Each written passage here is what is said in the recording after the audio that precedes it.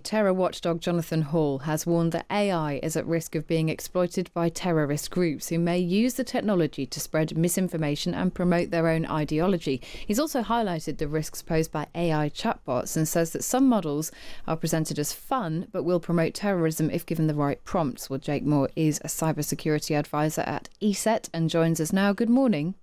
Good morning. How worried should we be about these AI chatbots and the risk that Jonathan Hall is warning about? Yeah, I mean, it's good to be discussing it. We've got these core threat areas that have been brought up here. So creation of deepfake audio, images and video. We've seen it explode in the last couple of years. And it's taking some people some time to get used to this new creation tool that can be so quickly created. And it's been called jailbreaking, but effectively manipulating these ChatGPT style models. It's very simple to do, and a lot of the research that I'm looking into now is the speed in which you can bypass all these, say, safeguards that they've potentially got in place, let alone the other tools, such as there's one called Ghost GPT that just is owned by other set of individuals who don't have the same morals and ethics as, say, OpenAI might do.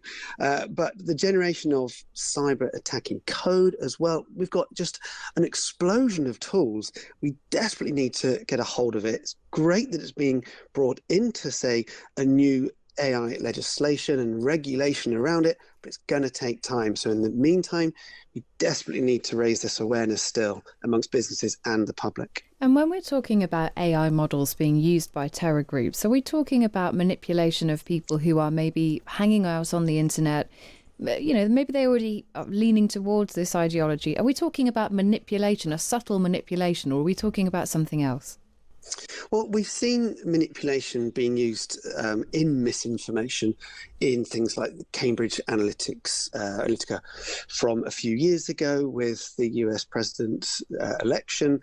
We've also started to see a move towards, say, images and videos being just tested to see if they can just, say, manipulate people just slightly. And this tends to be part of the bigger propaganda that might be used at this scale. But it's drip feeding it into people that might believe it, who don't verify immediately. And this sort of social media can just rapidly fire out like wildfire across social media before anyone's decided to go and check out if it's actually real. And then sometimes just the damage can be done so quickly and at scale, and with better computing power, better algorithms, it can just be done so quickly that unfortunately it's very difficult to just keep whacking down that game of whack-a-mole. Jake, that was my final question. What can be done to counter it? Because Jonathan Hall has suggested new laws, but it seems almost impossible to regulate this area realistically.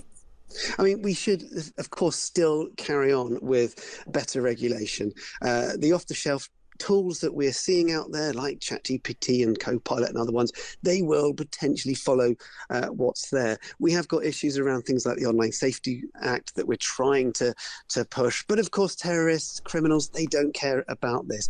So really, it comes back to the prevention style of policing that we've got in this country. The protect is effectively the onus on the public and businesses themselves, raising awareness, more training into spotting these things, because technology might not spot AI. We just have to train people to not believe everything that they are seeing. And be more aware. Jake Moore, thanks very much for your time. Thank you. That's Jake Moore, Cybersecurity Advisor at ESET.